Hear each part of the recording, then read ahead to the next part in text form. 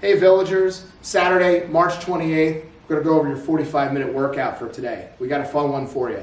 We're going to start off with the strength portion and then finish up with a nice cardio piece. So, for our strength, we're going to do an 8-minute alternating EMOM. So you're going to end up doing 4 sets per side. And what we're going to go back to doing is our Turkish get-ups. We haven't done these in a little bit. They're going to be fun. We're going to use a dumbbell. So the first minute, you're going to do 2 Turkish get-ups with the one arm. And then on the other minute, you're going to do 2 Turkish get-ups with the other arm. So we're going to start off here with showing and demonstrating the right arm first. So one thing you want to remember is when you're doing your Turkish get-up is that at all times, this dumbbell should be pointing towards the sky.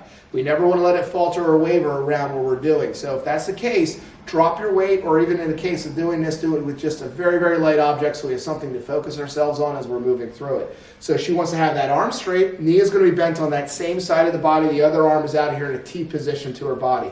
So she's going to start by curling up her body as she's lifting, trying to keep that dumbbell again pointing up. So she's now to a seated position, going into a hip bridge. She's going to take that straight leg, pull it underneath, kind of get herself up into a lunge position, and then she's going to lunge and stand up. That same foot that just came forward is now going to go backwards, drop down to the knee. She's going to put that other hand down on the ground. Dumbbell is still straight up. She's going to swing that leg through, stay in the hip bridge, now drop her butt down, and she's going to go down to the elbow and back to her back and flat. Notice how that kettlebell stayed basically straight up the whole time. So you're going to do 2 of those on those sides. So Logan's going to do it with the other hand, so we can show it the other side.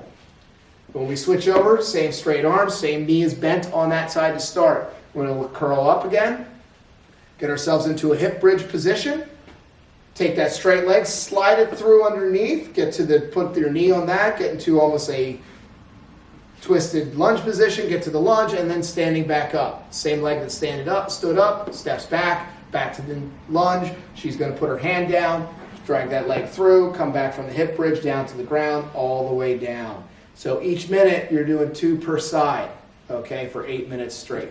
If you don't have a dumbbell, you can also use a kettlebell too. Those are definitely acceptable weights to use for that.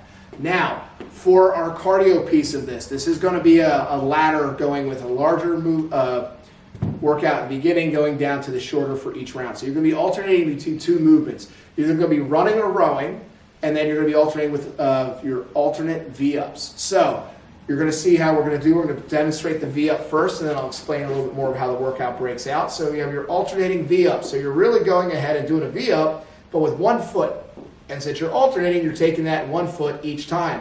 Try to work and move at the hips and bring up and touch. If you can't touch your foot, that's okay. Just touch your knee, touch to where you feel you can. If you can just do that to work with getting that crossover to work some obliques at the same time with the core. Now, how the workout is going to go is you're going to do a descending ladder for both movements. So either you're going to start off with a 400-meter run or a 500-meter row, and you're going to do that if we want to look at a timing, that's about a 2-minute run. Then you're going to go down and do 50 alternating V-ups. Then you're going to go down to a 300-meter run or a 400-meter row. So we're dropping down 100 meters every single time, or you're going to do it for 1:45. Then you're going to go to 40 alternating V-ups. Then you're going to do a 200-meter run or a 300-meter row at 1:30 for your timing for your cardio piece, then to 30. And you can see subsequently, as you can see as we put into the video here, all the way down to 10 V-ups. Yes, I understand the time might be a little different than what the running and rowing is, but we want to try to do a descending amount of time and make sure you get a good workout out of there. So please comment below what your score is, what you ended up doing for your cardio too, so we can see what else everyone else is doing. And be safe and enjoy. Please post it for your friends and family to see too.